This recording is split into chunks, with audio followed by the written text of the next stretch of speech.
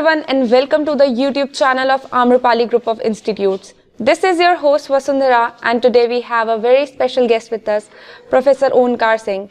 He is the Honorable Vice Chancellor of Uttarakhand Technical University.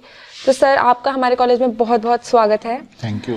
और sir इस interview के माध्यम से हम अपने स्टूडेंट्स को आपकी जो पर्सनल लाइफ है और जो आपका कैरियर है उसके बारे में थोड़ी बहुत चीज़ अगर आप हमारे स्टूडेंट्स को बता पाएँ तो हमें बहुत खुशी होगी सर. तो मेरा फर्स्ट क्वेश्चन आपसे ये है कि sir now you are the vice chancellor, लेकिन आपने कहीं ना कहीं से तो अपने कैरियर की शुरुआत करी होगी सर. तो आप हमको थोड़ा बताना चाहेंगे कि सर कहाँ से आपने इतनी बड़ी पोस्ट पे आप अभी हैं, आपने कहाँ से शुरुआत करी थी अपने कैरियर की? मैंने 1991 में बतौर लेक्चरर अपनी कैरियर की जो यात्रा प्रारंभ की थी institute of engineering and technology से. उसके बाद में मैं 1999 में मैं हरकोट पटना टेक्नोलॉजिकल इंस्टीट्यूट में असिस्टेंट प्रोफेसर के रूप में तैनात हो गया और वर्ष 2007 से मैं मैकेनिकल इंजीनियरिंग का प्रोफेसर हूँ उसी संस्था में.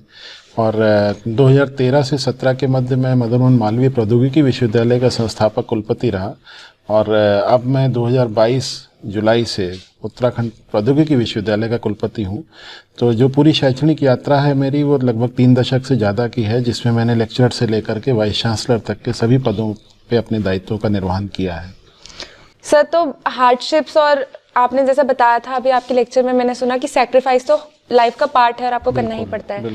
तो सर आपकी लाइफ में भी कई बार ऐसी चीजें रही होंगी जब आपको बहुत हार्डशिप्स का सामना करना पड़ा होगा, बहुत सैक्रिफाइस करना होगा. जी देखिए, ये तो एक इंटीग्रल पार्ट है लाइफ का. आप जब भी कोई चीज़ करते हैं तो आपको कुछ पाने के लिए कुछ ना कुछ तो खोना पड़ता है. आपको ये एक ट्रेड ऑफ करना है कि जो आपने खोया है उसकी कीमत आपके जो मिलता है उससे ज़्यादा है या कम है, ये आपको तय करना है. ये प्रत्येक व्यक्ति के जीवन में होता है, चाहे वो आपके व्यक्तिगत स्तर पे हो, चाहे वो आपके परिवार के स्तर पे हो. मैं आपको एक उदाहरण के रूप में बताना चाहूँगा. जब मैं 2013 में मदन मोहन मालवीय प्रौद्योगिकी विश्वविद्यालय के कुलपति की जिम्मेदारी मैंने शुरू की, उस समय मेरा बेटा ऐसी क्रिटिकल क्लासेस में था कि उसको मेरी ज़रूरत थी.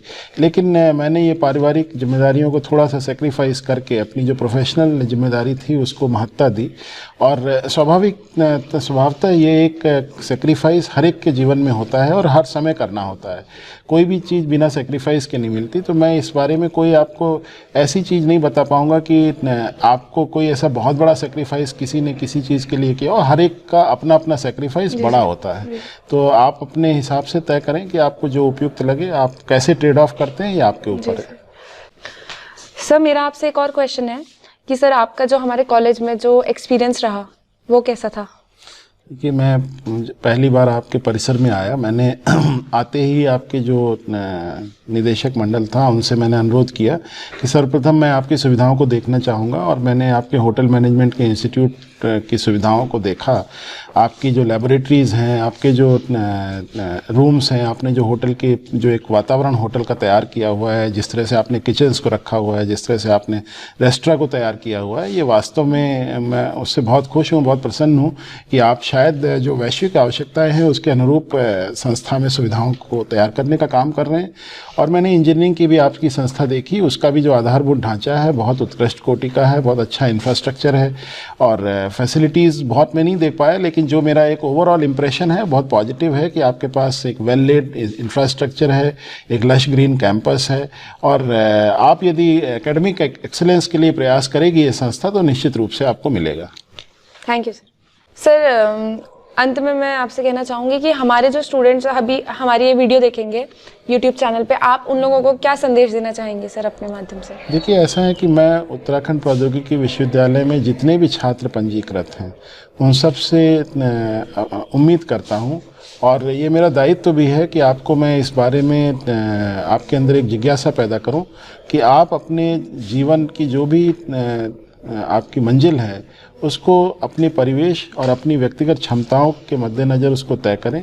और आपके आज की डेट में जो आपके पास क्षमता है और जो आपको आपको भविष्य में आपको लगता है कि आपकी कोई मंजिल आपको पानी है, उसके लिए कुछ और क्षमताओं का समावेश आपके अंदर होना चाहिए, तो उसके लिए आज से ही तैयारी प्रारंभ कर देनी चाहिए। और आपको बहुत अनुशासन के साथ में अपने जीवन को जीने की एक कला सीखनी चाहिए। और आपका जो टाइम मैनेजमेंट है वो ऐसा होना चाहिए कि आपको कभी भी समय का अभाव ना लगे और कोई भी समय आपके पास लेजर ना हो। हर समय आपके पास कुछ ना कुछ नया करने के लिए कुछ आपके टारगेट्स होने चाहिए। और यदि आप अपने 24 घंटे की जो दिनचर्या है उसको टारगेट के आधार पे, और अब जिन टारगेट्स को आपने अपने कन्वीनियंस से, अपने सर्कमस्टांसेस के मद्देनज़र तय किया है, तो यकीन मानिए आप जीवन में बहुत खुश रहेंगे। आपको किसी प्रकार का कोई दुख नहीं होगा, क्योंकि हर परिस्थिति आपके अनुकूल है और आपने ही वो बनाई है। ये जो एक हम लोग कहते हैं कि अच्छा समय और बुरा समय, ये हम लोग स्वयं तय करते हैं। कोई समय अच्छा नहीं होता, कोई समय बुरा नहीं होता, ये हमारा आपका नज़रिया है। तो बच्चों को एक सकारात्मक भाव रखना चाहिए। उनको जो आज की उनकी शैक्षणिक यात्रा है उसमें गुणवत्तापरक शिक्षण प्रशिक्षण के लिए पूरा फोकस रखते हुए अपने कैरियर के चरम पर और पीक पर पहुंचना चाहिए। उसके लिए आप प्रयास करें, आपको सारी सफलताएं मिलेंगी। विश्वविद्यालय सदैव आपके शैक्षणिक उन्नयन के लिए प्रयासरत है और मेरी आप सभी को शुभकामनाएं हैं कि आप जीवन में अच्छे से अच्छा करें। आपके ऊपर कोई प्रतिबंध नहीं है। आप अपने लिए, अपने परिवार के लिए, अपने समाज के लिए, अपने देश के लिए और इस पूरी सृष्टि के लिए एक उत्कृष्टता की अपनी मंजिल को हासिल करें। मेरी शुभकामनाएं आप सबको। धन्यवाद सर, बहुत अच्छा लगा हमको आपसे बात करके, और अपना कीमती समय हमको देने के लिए आपका बहुत बहुत धन्यवाद सर। एंड आप सभी को भी बहुत बहुत शुक्रिया हमारे यूट्यूब चैनल पे वीडियो देखने के लिए। आपसे फिर मिलते हैं अगली वीडियो में।